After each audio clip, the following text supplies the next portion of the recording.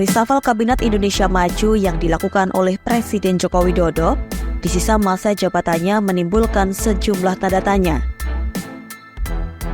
Pasalnya, kebanyakan tokoh yang dilantik Jokowi pada Senin lalu merupakan orang-orang dekat Presiden terpilih Prabowo Subianto. Sebut saja Supratman Andi Aktas, politisi Gerindra yang dilantik Jokowi sebagai Menteri Hukum dan HAM menggantikan Yasona Laoly. Rosan Ruslani, Menteri Investasi yang merupakan Ketua Tim Kampanye Nasional Prabowo Gibran. Selain Rosan, 2 personil TKN Prabowo Gibran di Pilpres 2024 juga turut dilantik Jokowi pada Senin 19 Agustus 2024 kemarin.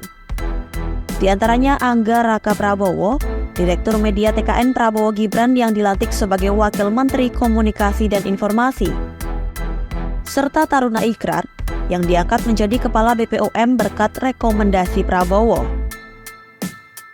Tak hanya pada pelantikan kemarin, sebelumnya pada Juli lalu 2 orang dekat Prabowo juga masuk dalam kabinet Jokowi. Salah satunya keponakan Prabowo, Thomas Jiwandono yang juga merupakan bendahara Gerindra yang dilantik Jokowi sebagai Wamenku, serta Ketua DPD Gerindra Jawa Tengah Sudaryono sebagai Wamen Pertanian. Lalu apa tujuan perombakan kabinet yang dilakukan Jokowi menjelang masa akhir jabatannya ini?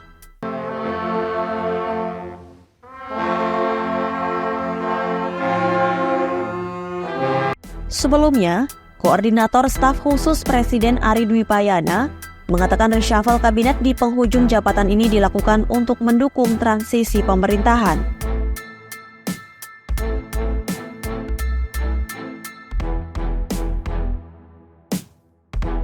Sementara Staf Sus Presiden Jokowi Grace Natali mengatakan perombakan kabinet ini merupakan bagian dari program keberlanjutan untuk mengakomodasi pemerintahan Prabowo Gibran mendatang.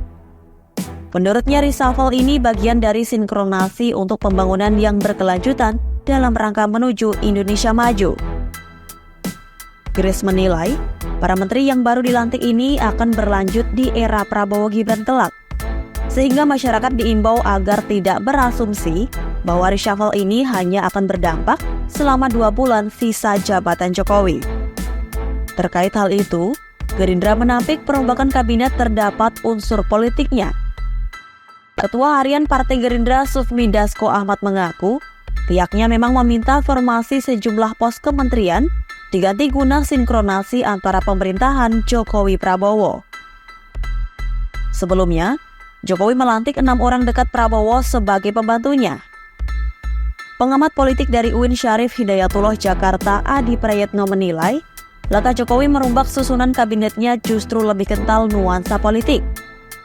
Sebab, menurut Adi, para menteri yang dicopot Jokowi merupakan para kader PDIP, partai yang kini berseberangan dengannya, Koalisi Indonesia Maju, dan para pendukung Prabowo.